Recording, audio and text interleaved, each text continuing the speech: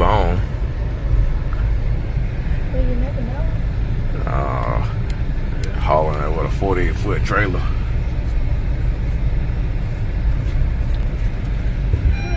Yeah. Over 3 inches. That right there. And then the 4x4s ain't even strapped. Come on, man.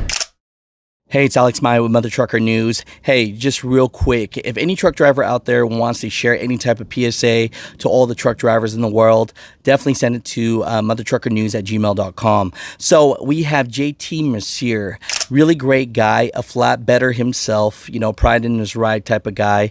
And he really wants the world to know, look, you know, I know you want to make money. Yes, you want to book loads. But at the end of the day, if you're going to book loads, make sure that you ask the right questions before you get there and make sure you have the right equipment to load whatever type of freight it is.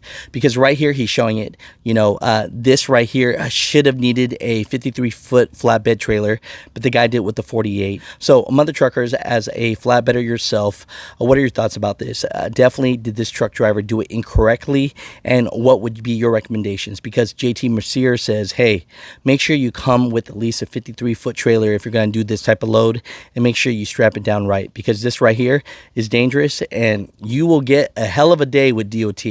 Mother Truckers, comment down below. But JT Mercier, thank you so much. We appreciate you.